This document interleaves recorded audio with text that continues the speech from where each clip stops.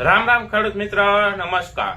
શું તમારા જીરાના પાકની અંદર જીરાનો છોડવો નાનો રહી જાય છે, એટલે કે બાંડીનો પ્રશ્ન જોવા મળે છે, જીરાનો વિકાસ નથી થતો, જીરાનો છોડવો નાનો રહી જાય છે ખેડૂત મિત્રો? તો આજે આપણે વાત કરવાના છે તેના નિયંત્રણ વિશે, જીરામાં દવા વિશે વાત કરવાના છે ખેડૂત મિત્રો।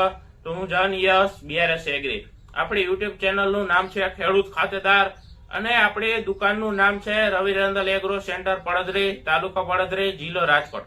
તો ખેડૂત મિત્રો, આપણા જીરાના પાકની અંદર જીરાના છોડવા નાના રહી જતા હોય છે, કિયારાના વચ્ચેના ભાગમાં જીરું નાનું રહી ગયું હોય છે, પારા ભરતા છોડવા મોટા થઈ ગયા હોય છે, જ્યારે કિયારામાં જીરું નાનું રહી ગયું છે, કિયારાની વચ્ચે છોડવા નાના રહી ગયા છે, કે જેને ખેડૂત મિત્રો બાંડીના પ્રશ્નથી ઓળખે છે, કે જેમાં જીરાનો છોડવો વધતો નથી, નાનો રહી જાય છે ખેડૂત મિત્રો, પીળો પડવા માંડે છે।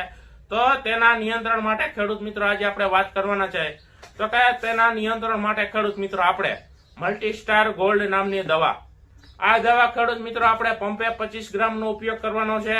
આ મલ્ટીસ્ટાર ગોલ્ડ ની અંદર તમામ મિક્સ માઇક્રોન્યુટ્રન દ્વારા ખાતરો આવેલા છે, જે જીરાના છોડને સારી રીતે વિકાસ કરાવશે, જીરામાં નવી ફૂટ આવશે અને આ બાંડીના પ્રશ્નમાં પણ નિયંત્રણ કરશે ખેડૂત મિત્રો। તેની સાથે સાથે ખેડૂત મિત્રો આપણે એજોન નામની દવા, તે સારામાં સારું ફૂગનાશક છે, આ બંને દવાનો ખેડૂત મિત્રો આપણે ઉપયોગ કરવાનો છે।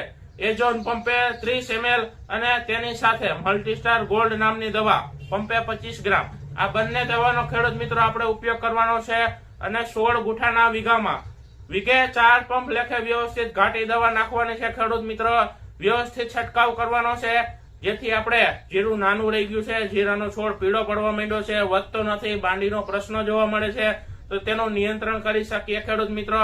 અને જો તેની સાથે સાથે મોળો મચ્છી કે ગળો કે થ્રિપ્સ જોવા મળતી હોય ખેડૂત મિત્રો, તો તેની દવા પણ આપણે સાથે નાખી દેવી જોઈએ, જેથી મોળો મચ્છી, ગળો અને થ્રિપ્સનું પણ નિયંત્રણ થઈ શકે ખેડૂત મિત્રો। તો ખેડૂત મિત્રો, ખેતીની બીજી અવનવી માહિતી જાણવા માટે આપણી યુટ્યુબ ચેનલને સબસ્ક્રાઇબ કરી લ્યો, જેથી અમે જે પણ કાંઈ ખેતીની બીજી અવનવી માહિતી આપી, ખેતી પાકોની જે પણ કાંઈ નવીન માહિતી આપી તે તમારા સુધી તરત જ પહોંચે ખેડૂત મિત્રો। તો રજા આપશો। જય જવાન, જય કિસાન।